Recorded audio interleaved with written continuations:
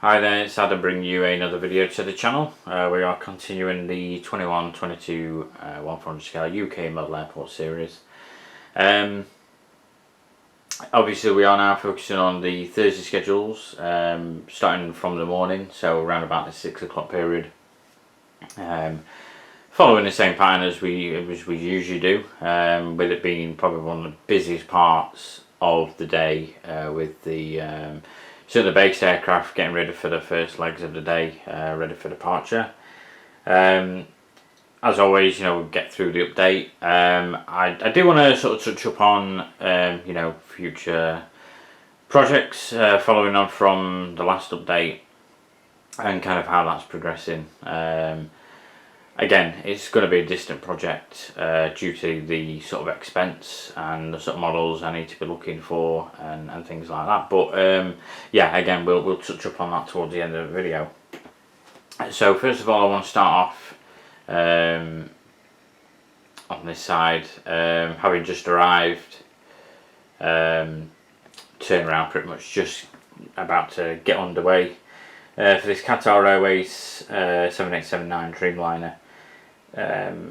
Registration Alpha 7 Bravo Hotel Charlie, arriving from Doha as QR31. So that's just arrived on stand. I do want to transition to the Ryanair here, taxiing out. So this is pretty much just completely pushed back from the stand that the Qatar has positioned on.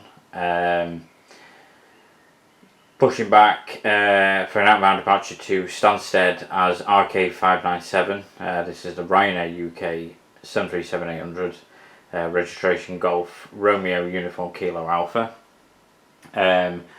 Not forgetting this was actually delayed the previous day, so it had a delayed return from Marrakesh.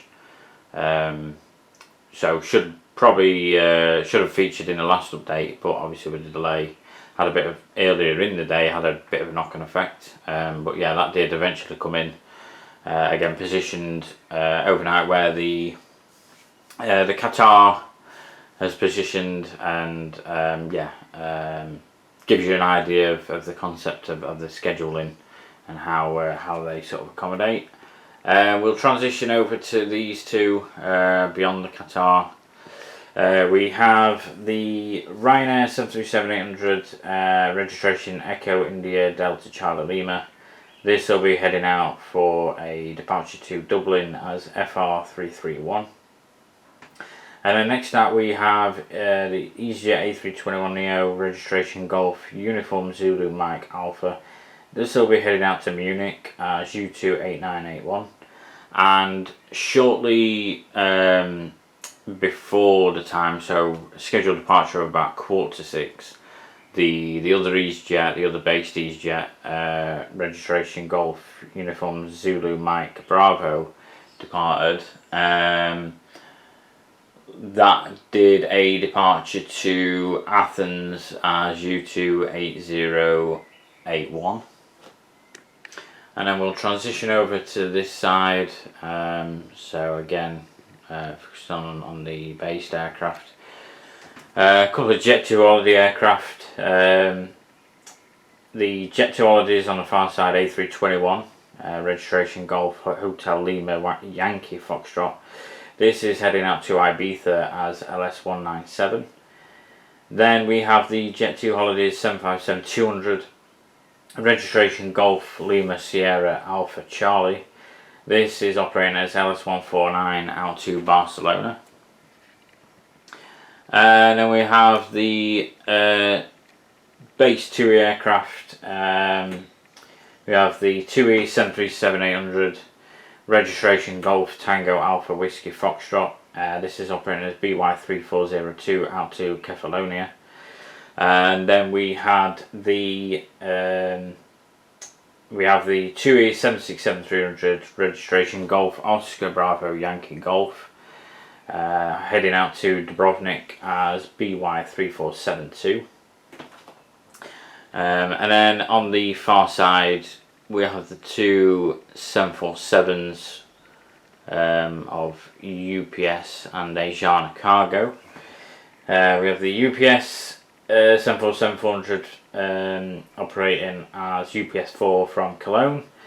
Later heads out to Hong Kong, registration N580UP, November 580 Uniform Papa. We have the Asiana Cargo 747-400, which has just arrived, operating as OZ793, registration HL7620, arrived from Almaty and then goes out to Frankfurt on the departure. This is actually one of the Asiana Cargo is actually one of the NG Light 747s that they did, one of two. So now I've got a nice little fleet of 3 Asiana Cargo 747s to rotate with, which is good. And yeah, very welcome. Yeah, they haven't got antennas or anything like that, but I do think the detail is still pretty authentic. And yeah, I do like the gear, the actual gear on that model in particular. And yeah, again, it adds to the rotation aspect. Asiana Cargo don't operate daily, but still, having a little bit of a fleet there is always kind of accommodating. The UPS is the first interactive model we've featured on these updates. It's not too bad. Just to show a little bit more purpose when you've got the doors open. The door towards the rear, I could take that out. The whole door at the rear, I could take it out, but the piece that fits in there, well, that should go in there to open it, wasn't really going in properly, so I thought it doesn't really fit right, so I thought I'd leave that and go with that instead. And that's it for the update on this occasion. Just kind of give a bit of an overview there. I do want to touch up on following from last video, focusing on the Costa Rica aspect that I've been looking at. I've already outlined, well, most of the models that I'll be looking to get to kickstart. Certainly the collection aspect in that area. I think the two main airlines for me are going to be Copa Airlines and Avianca. They're the two main ones that I need to focus on. Now, going by the schedules, so far I've actually done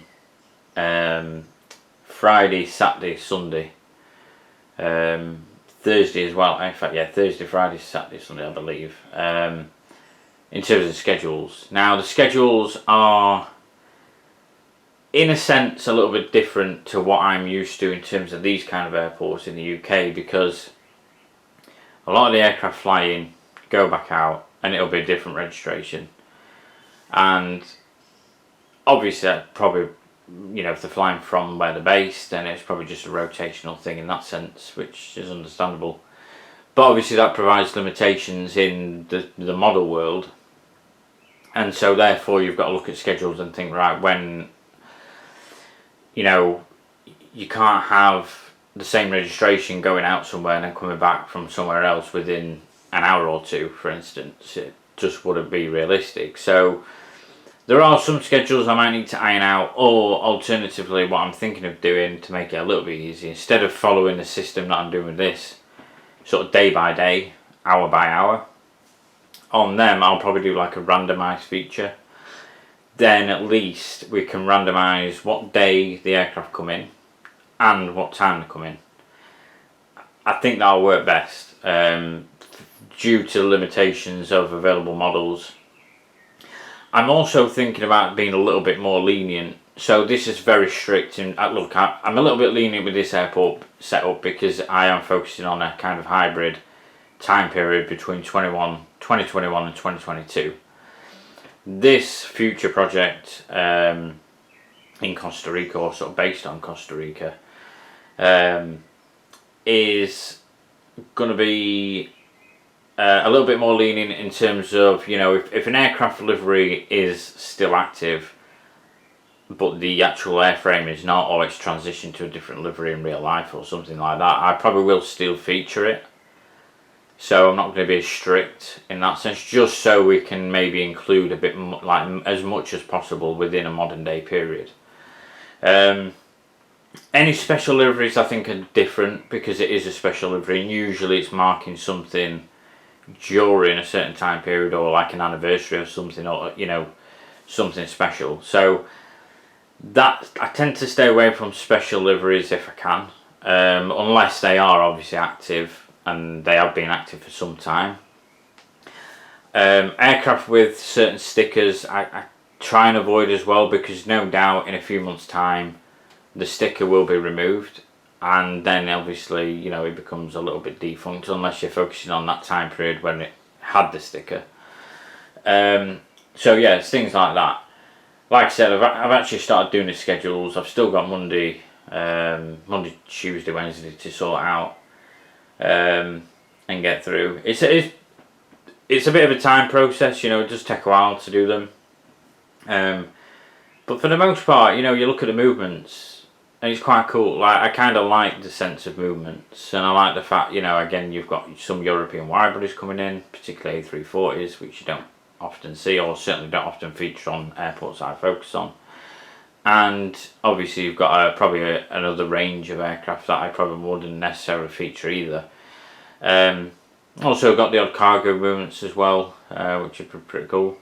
One thing I did look into as well regarding this future project was as I mentioned, I probably will be focusing on utilising a sort of printed layout rather than doing it myself, just because of the detailed markings that I want to include, and that's something I'm not particularly good at.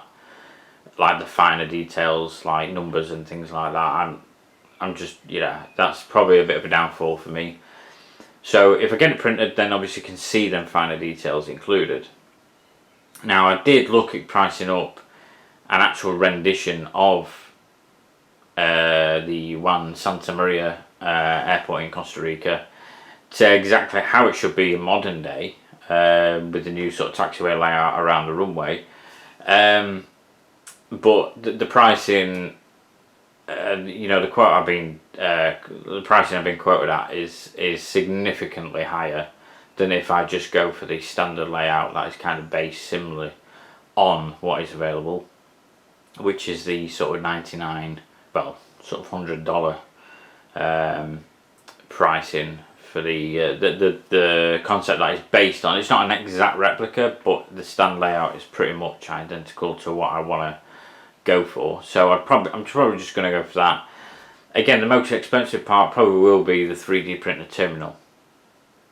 Now, of course, I have been pricing them up as well, been looking around, getting quotes. By all means, if you've ordered a 3D printed terminal, please let me know, which service you've used, who you've used, how was it, what did the product look like, how does it compare to real life, things like that. Now, I've never ordered anything. Well, I've ordered 3D printed products, but I've never ordered a 3D printed terminal on this scale. So that's something I'm a little bit nervous about, because it's going to be a lot of money. Again, it'll be a future prospect, but I have looked at pricing for now to give myself a bit of an idea, how much I kind of need to put away if I want to proceed. And that's, it's something I've got to be prepared for if I want to go that way. Alternatively, like I said, I could really give it a go, maybe using other products, other materials. Lego is a consideration, but again, that would be expensive equally. Getting all the pieces and constructing, probably be more sort of time consuming as well. Might argue it's a little bit lazy getting something 3D printed, but you've got to appreciate the quality that 3D printing can provide as well. And some of the airports I've seen, some of the terminals I've seen from various people do look very very authentic. Ideally, I want to get somebody who can 3D print in the UK, because obviously then it'll save on shipping costs, you would imagine, certainly from the US. So it's something I'm still looking into. Obviously, like I say, it's a future project. Still want to get these updates focused on and done as well. So, but yeah, if anybody's got any experience in 3D printing, or if you've got, if you've ordered something of like a terminal building, in terms of the scale of the actual project, then let me know your experience, what to consider, do's and don'ts, all that kind of stuff will be very helpful and insightful going forward. But yeah, for now, again, we'll continue with these updates. Still enjoying these, hopefully as much as you guys are as well. So obviously it's been very warm in the UK as well. It's nice actually, just to chill out at the weekend, to be quite honest, and just have a minute. Not being stuck in an office after being stuck in an office all week and commuting to and from work, things like that. But yeah, obviously we'll continue next weekend with an update. I think focus on about, I think it's around about 8 o'clock, so about 2 hours later the next update we'll focus on. And yeah, hopefully you continue to enjoy these updates while we proceed. Again, we are only on Thursday, so we've still got a majority of half the week to get through. Thursday, Friday, Saturday, Sunday. And there's still a lot of movements that are yet to feature, so obviously stay tuned for them in coming updates. In the meantime, again, thanks for watching, and we'll continue next weekend.